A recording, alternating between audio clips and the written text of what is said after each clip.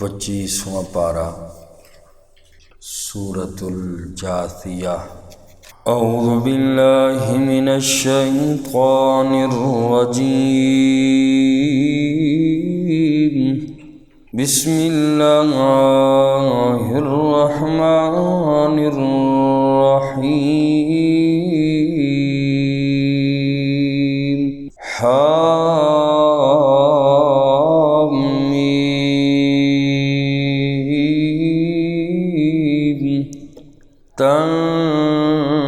تنزیل الکتاب من اللہ العزیز الحکیم۔ ان فی السماوات والارض لآیات للمؤمنین۔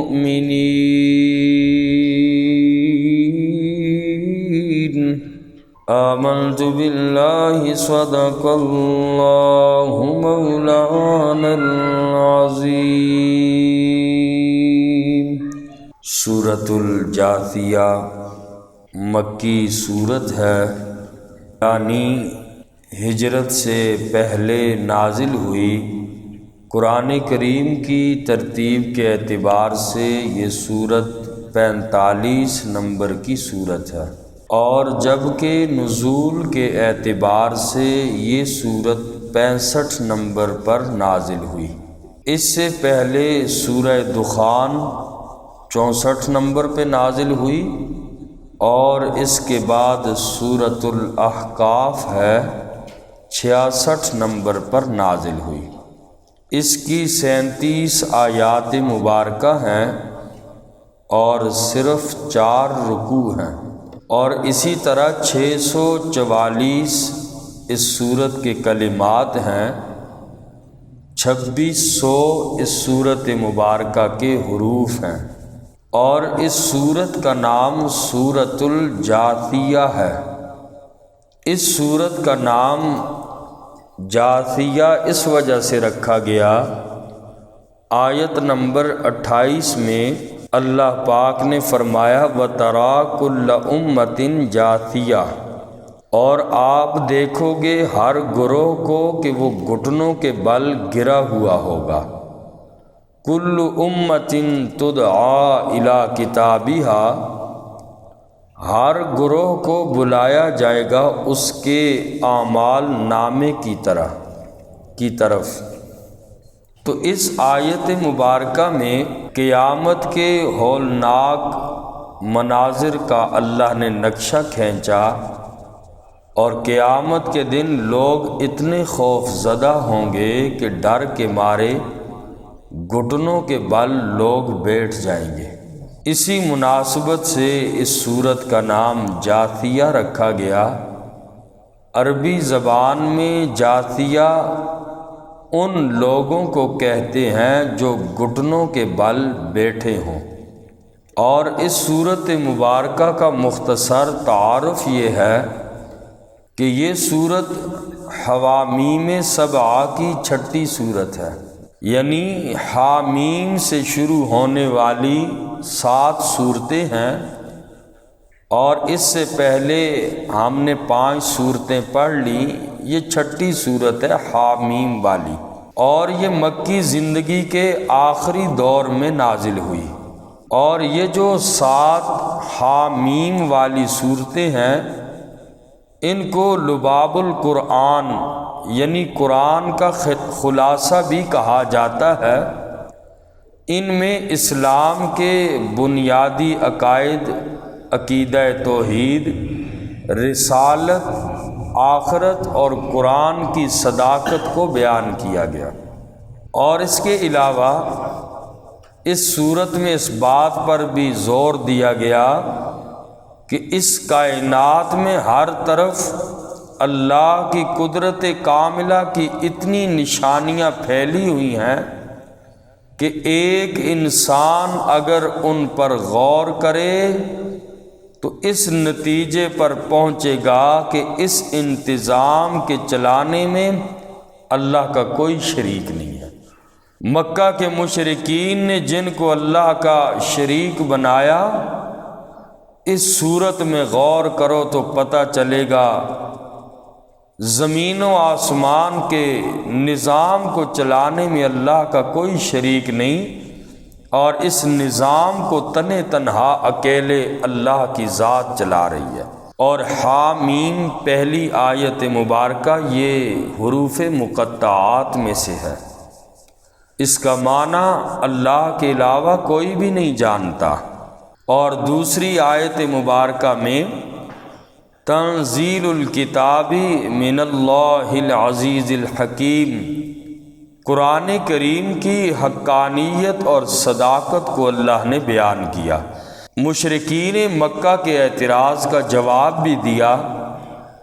وہ یہ کہتے تھے کہ یہ اللہ کا کلام نہیں ہے معاذ اللہ، بلکہ نبی پاک کے بارے میں یہ الزام لگاتے تھے کہ یہ ایک اجمی غلام سے سیکھتے ہیں، اور بعض مشرک یہ کہتے تھے کہ یہ کسی شاعر سے یا کسی کائن سے نبی سیکھ کر ہمیں بتاتے ہیں، اور یہ اللہ کا کلام نہیں بلکہ کسی شاعر اور کاہن کا کلام ہے۔ اللہ کریم نے ان لوگوں کی تردید فرمائی کہ یہ لوگ جھوٹ کہہ رہے ہیں۔ فرمایا تنزیل الکتاب من اللہ، اتاری ہوئی کتاب ہے اللہ کی طرف سے، العزیز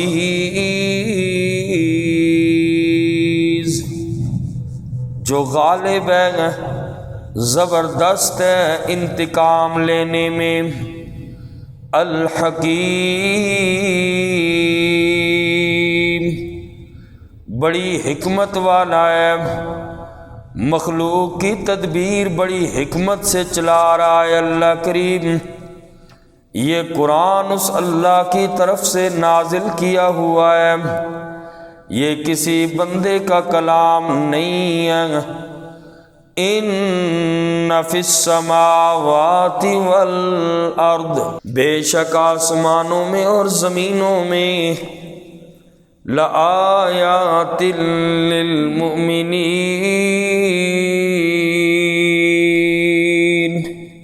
نشانیاں ہیں ایمان والوں کے لیے۔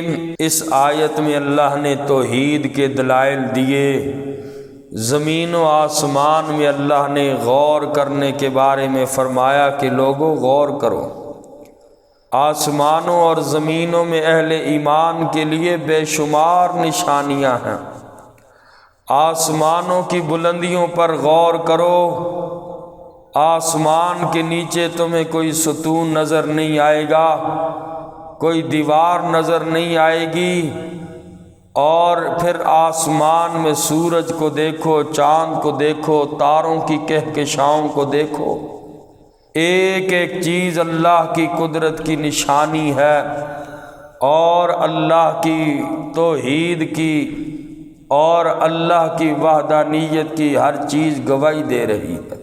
اور فرمایا پھر زمین میں غور کرو، پہاڑوں کو دیکھو، دریاؤں کو دیکھو، درختوں کو دیکھو، معدنیات پہ غور کرو، پانی، گیس اور تیل، کیسے اللہ نے زمین میں کیا کیا خزانے رکھے ہیں، ذرا غور تو کرو۔ اللہ کی قدرت کو سمجھنے والوں کے لیے بہت بڑی دلیل ہے، بہت بڑی نشانیاں ہیں۔ اور اگلی آیت میں فرمایا ایمان والو دور نہ جاؤ، چلو آسمان و زمینوں میں غور نہیں کر سکتے، وفی خلقکم، اپنی پیدائش میں غور کرو، اپنے یہ چھوٹے سے جسم پہ غور کرو، یہ بھی اللہ کی قدرت کا شاہکار ہے۔ اللہ کی قدرت اور وحدانیت کو سمجھو۔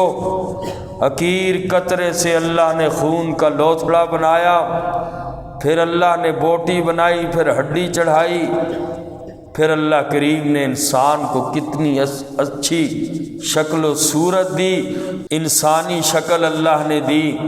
ساری مخلوق سے اللہ نے انسان کو اعلیٰ بنایا۔ لقد خلقنا الانسان فی احسن تقویم، اللہ نے بنایا کیسے؟ پھر اللہ کریم نے روح ڈالی۔ اپنے جسموں میں ہی غور کرو، اپنی پیدائش میں ہی غور کرو، اللہ کی وحدانیت تک تم پہنچ جاؤ گے، دور جانے کی تمہیں ضرورت ہی نہیں ہے۔ فرمایا ان فی السماوات والارض، بے شک آسمانوں میں اور زمینوں میں، لآیات للمؤمنین،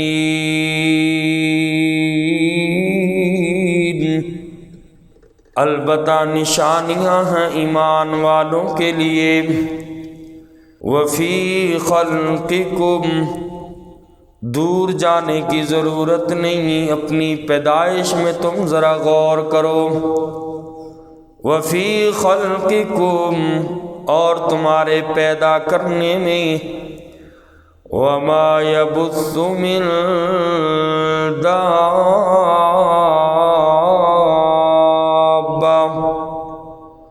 اور جو پھیلائے جانوروں میں سے زمین کے اندر غور کرو، اللہ نے جاندار جانوروں کو بھی اللہ نے پیدا کیا، یہ بھی اللہ کی قدرت کی نشانیوں میں سے ہے۔ لاکھوں کروڑوں قسم کی جاندار مخلوق اللہ نے پیدا کی، جس کا مخلوق شمار بھی نہیں کر سکتی، اور فرمایا اس کے علاوہ سمندروں میں رہنے والی مخلوق کون جانتا ہے؟ اللہ کے علاوہ کوئی بھی نہیں جانتا۔ غور کرنے والوں، غور کرنے والا انسان ان کے مشاہدے کے بعد پکار اٹھتا ہے، ربنا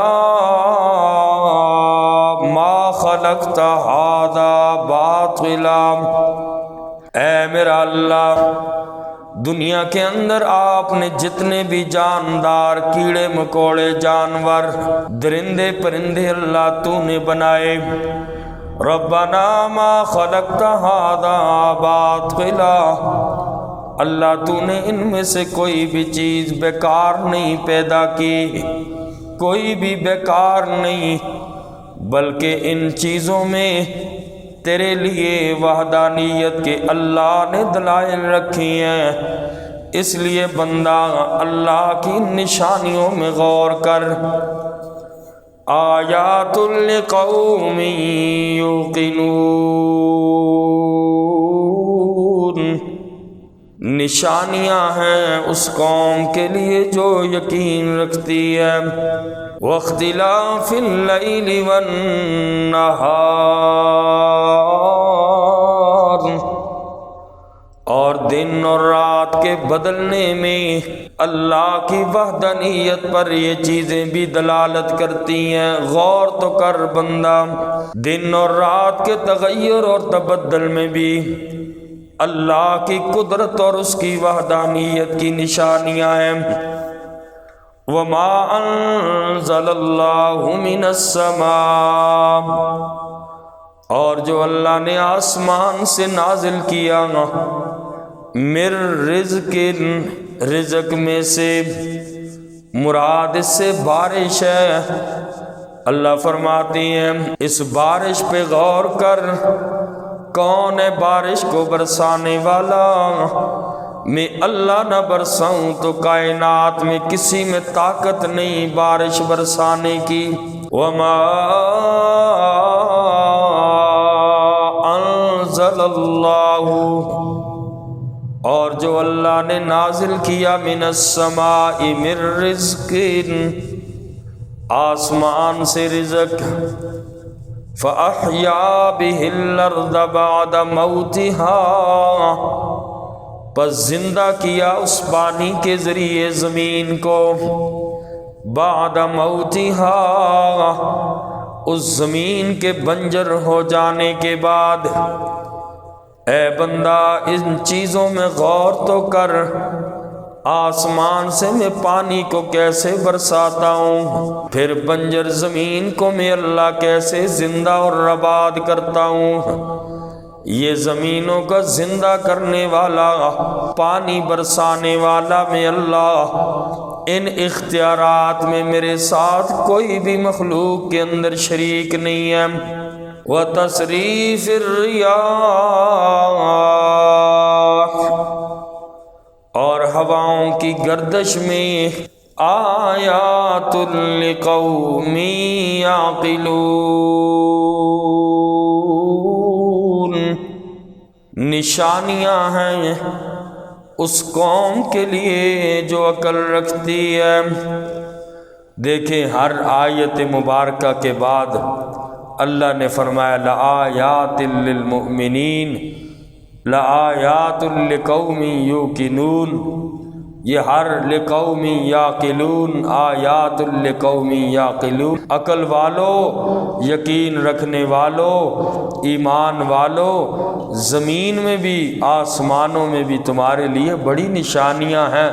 اگر تم اللہ کو پہچاننا چاہو، اللہ نے تمہاری پیدائش میں ہی تمہیں کیا کچھ دیا، کیا کچھ سمجھایا، جانوروں کو پر غور کر کے میری وحدانیت کو سمجھو، دن اور رات کے بدلنے میں میری وحدانیت کو سمجھو، آسمان سے رزق اور پانی کے برسانے میں، زمین کو پھر زندہ کرنے میں، ہواؤں کے چلانے میں، میری ان نشانیوں پہ غور کر کے میری وحدانیت کو کیوں نہیں مانتے؟